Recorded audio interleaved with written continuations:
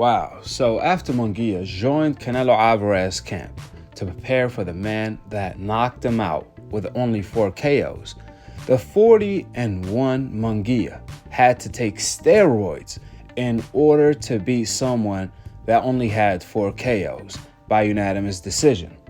Breaking news, Munguia has officially tested positive for steroids, PEDs, joining the likes of Ryan, Oscar Valdez, Canelo Alvarez, and more fighters from Martinez, etc., that tested positive for PEDs just in the Eddie Reynoso camp alone, the Canelo Alvarez camp alone.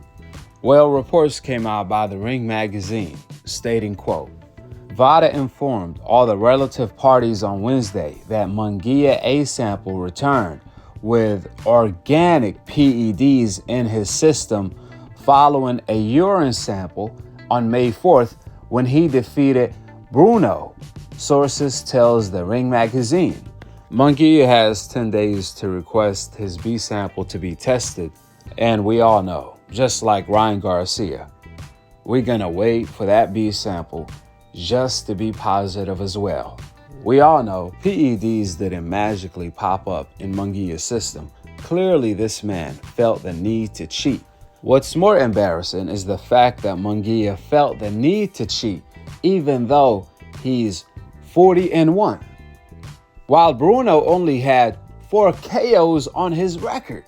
How you gonna take PEDs to fight someone that only has 4 KOs on his record?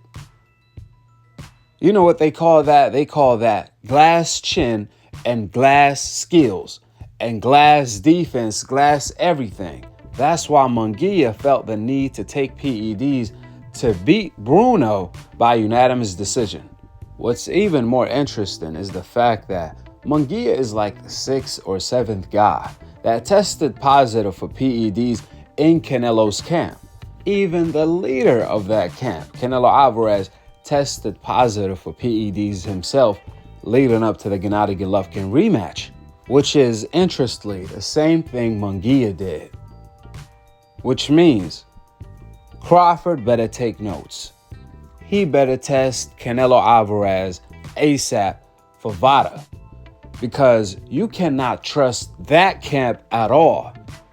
They are known to be the steroid camp for a reason. I mean, what a coincidence. As soon as Munguia joined Eddie Reynoso, the Canelo team, right away, his next fight, he tested positive for PEDs. I guess Eddie Reynoso wasn't working on improving his skills. Someone was working on loading up Munguia with PEDs instead. Who is that? We don't know. All we know is that it magically happened once Munguia joined the Canelo camp, with open arms too.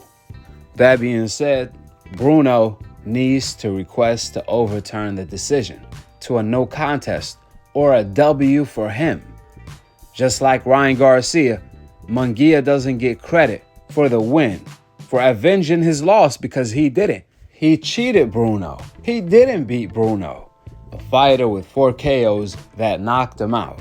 Munguia couldn't even knock him out. When you look back at Munguia's career, he ducked everyone. He cherry-picked, avoiding the champions and the opportunity to become a champion. He did all that cherry-picking to get the Canelo Alvarez fight. Then after the Canelo Alvarez fight that he actually performed well in, he ended up getting exposed by getting KO'd with a fighter that only had 4 KOs, then felt the need to take PEDs to cheat that man. Wow, what a legendary cheater right there. That being said, go ahead and drop your thoughts on one of the fighters that joined the Canelo team, Munguia, testing positive for PEDs, leading up to his rematch, just like Canelo did, leading up to his rematch with Gennady Golovkin. Subscribe below, and to be continued on the next episode of Akhi, Akhi TV. Peace out. Wa alaikum assalam wa rahmatullahi wa barakatuh.